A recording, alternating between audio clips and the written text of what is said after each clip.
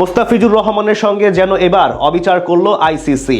দুর্দান্ত বোলিং করলেও tiger পেসারের performance আমলেই নেয়নি ক্রিকেটের নিয়ন্ত্রণ সংস্থা। অথচ তার চেয়ে খারাপ পারফরমেন্স করা সত্ত্বেও বাকিদের ক্ষেত্রে ছিল বিশেষ সুবিধা।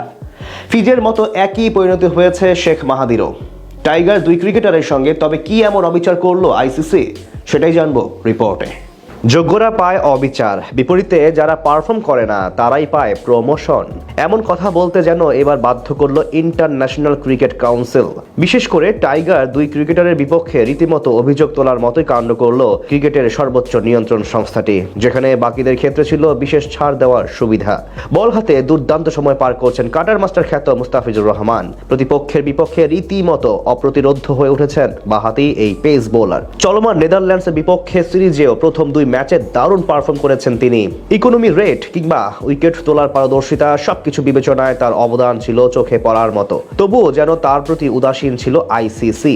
অন্যদিকে অনেক ক্রিকেটার আহামরি পারফর্ম না করেও প্রমোশন পেয়েছেন বড় ধরনের। আইসিসি থেকে প্রতি বুধবার সব ক্রিকেটারদের র্যাঙ্কিং এর সর্বশেষ আপডেট দেওয়া হয়, যেখানে 7 দিনের পারফরমেন্স পর্যালোচনা করে ক্রিকেটারদের মাঝে রেটিং পয়েন্ট ভাগ করা হয়। এর মাঝে যারা ইতিবাচক পারফর্ম করতে পারেন তাদের প্রমোশন দেওয়া হয়, আবার যারা খারাপ খেলেন বা ম্যাচে অংশগ্রহণ করেন না তাদের র্যাঙ্কিং নিচের দিকে নেমে যায়। যদিও এই প্রক্রিয়ায় আরো বেশ কিছু জটিল বিষয় বিবেচনায় আনা হয়। প্রতিবারের মতো গত সপ্তাহের পারফরমেন্স পর্যালোচনা করে বুধবার ঘোষণা করা হয় আইসিসির সবশেষ র্যাঙ্কিং। সেখানে টি-20 বোলারদের তালিকায় দেখা যায় 11 ধাপ এগিয়ে 22 নম্বরে এসেছেন পাকিস্তানের সুফিয়ান মুকিম। একই অবস্থা শাহিন শাহ আফ্রিদি ও আফগানদের মুজিবুর রহমানের। গেল সপ্তাহের পারফরমেন্স বিবেচনায় তাদের উন্নতি হয়েছে, তবে সেখানে সেরা 19 জনের অবস্থা ছিল অপরিবর্তিত, যেটা নিয়েই মূলত প্রশ্ন উঠেছে। গত সপ্তাহে দুটি ম্যাচ খেলেছেন মুস্তাফিজ, সেখানে উভয় ম্যাচে নেদারল্যান্ডসের বিপক্ষে দারুণ পারফর্ম করেছেন তিনি। 5-এর নিচে ইকোনমি রেট রেখে শিকার করেছেন 3টি উইকেট এবং দলকে জেতাতেও সামনে থেকে ভূমিকা রেখেছিলেন। কিন্তু গত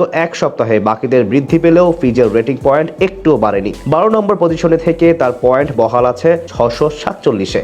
অথচ ম্যাচ না খেলেও এই তালিকায় তার উপরে আছেন শ্রীলঙ্কার মাহিশ থিকসানা, ভারতের আশদীপ সিং ও রাবি বিষ্ণুইদের নাম।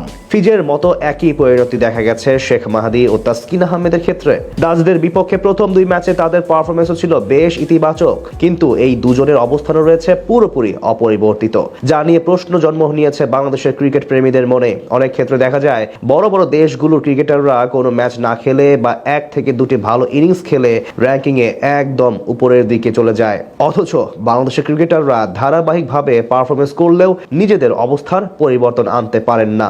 বিশেষ করে এত ভালো বল করেও মুস্তাফিজের রেটিং পয়েন্ট বৃদ্ধি না পাওয়ার বিষয়টি অবাক করেছে সবাইকে।